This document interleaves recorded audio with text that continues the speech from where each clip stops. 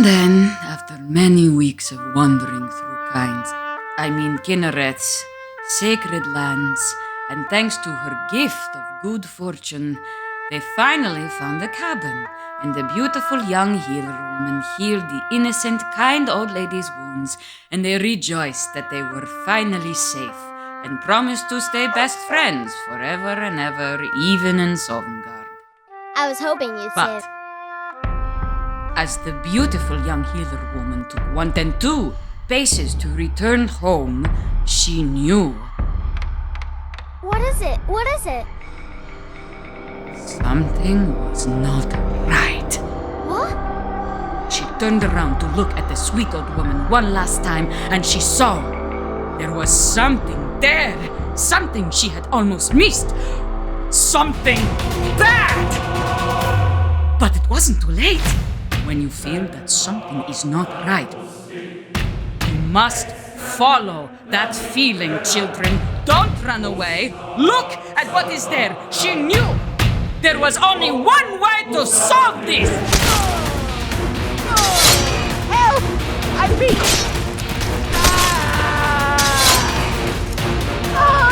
Don't hurt me.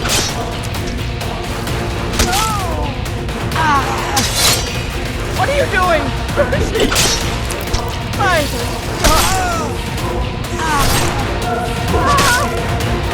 I'm just looking.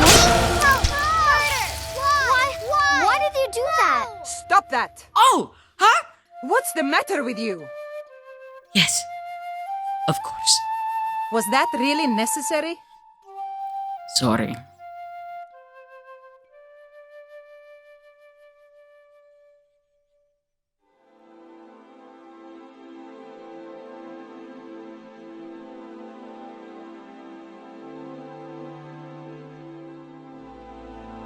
This is Kadja, a Nord from the town of Dawnstar in Skyrim.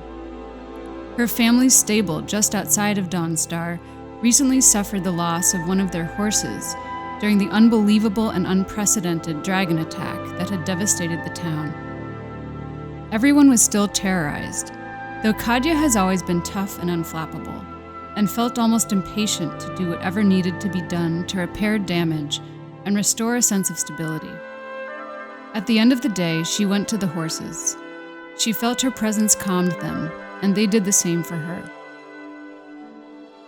When the idea came up for someone in the family to study restoration with their cousin Danica, Kadja readily volunteered. She had never thought to study magic before, but no one else was stepping up to do it, and everyone trusted her to get to Whiterun safely. Kadja is delighted to be on her own and in a big city for the first time. As a child of horse trainers, Kadja grew up always working, and she shows up dutifully for every single training session with Danica. But she's much more fascinated with visiting new shops and going on excursions.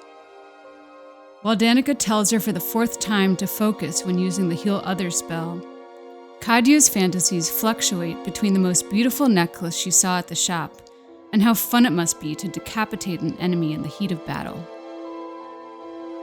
She starts acquiring certain special outfits and accessories with the gold her parents gave her to purchase a new horse, telling herself she'll make more when she goes out on quests, which are quickly becoming her favorite activity. She welcomes any chance to switch out her healer robes for pieces that will contribute to her ideal warrior look, and practices with her greatsword, traipsing across fields and cutting down wolves and other wild creatures she's never seen before, completely exhilarated to be discovering this part of herself. She ends up as far as Riften one day, and is surprised and flattered to find that people in town are mistaking her for someone named Mjoll the Lioness. Mjoll is apparently a Nord warrior famous for her past adventures, who has become a sort of protector of Riften. Kadja is awestruck when she finally runs into Mjoll walking around town with her friend Erin. Mjoll is someone who everyone looks up to, fierce, strong, and so passionate about justice and fighting that she seems to embrace death itself. Mjoll and Kadja get along easily, and as Kadja walks around town with them, she's impressed to hear Madesi thank Mjoll for defending him from a thief. It occurs to Kadja that Mjoll has made a life out of adventure and battle, and that Kadja could do this too. Kadja jumps on the opportunity to find Mjoll's sword Grimsever, seeing it as a sort of ultimate trial to win Mjoll's respect. This is what she wants to do, more than restoration training or stable work, and Mjoll seems to see this potential in her.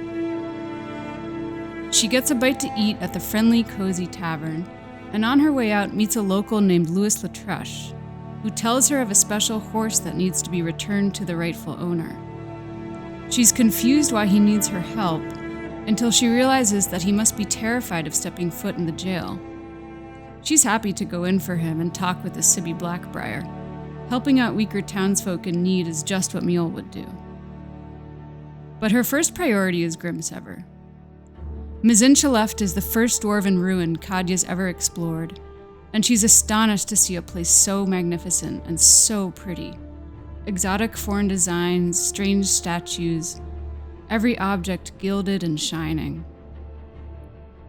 She wanders through the halls, completely distracted by the decorations, every so often cutting down a pesky dwarven contraption, making tough choices about which golden treasures she'll take with her, until she comes face to face with the dwarven giant Mjoll warned her about. She's caught off guard by how powerful it is, but also notes its display of stomping and steam, looking just like their petulant horse Soon back home. This big metal lug will follow my rules, Kadja thinks. She takes her time, darting out to get in strikes without exposing herself to its attacks, patiently maintaining control, and slowly but surely takes it down. Kadja is bewildered at the end, excited and in some disbelief that she made it to a place Mjoll herself could not return to. She takes some time to admire the gleaming sword. It is so pretty and perfect. Her eyes catch on the sizable stain of dried blood on the ground, where Mjoll must have been wounded. She wonders how Mjoll managed to get all the way out of Mzinchileft. Once outside, Kadja gazes out at the snowy landscape, realizing how far north she is. A little ways further and she'd be back home in Dawnstar. For some reason, Mjoll's friend Aaron pops into her head. Something seems off. He was always saying that one day he would venture outside of Riften. But Mjoll said he was the one who saved her when she was lying wounded outside of this very ruin, way up here near the northern coast. That means he would have traveled through the Pale, Whiterun, Eastmarch, and the Rift, 4 of Skyrim's 9 holds. It doesn't quite make sense. The journey back to Riften is long, and Kadja tries to stay focused on her excitement about returning Grimsever to Mjoll. But her thoughts keep returning to Aaron. Aaron took Mjoll all the way back to Riften to heal her. But why didn't he take her to Whiterun, or an even closer town, if she was so badly wounded?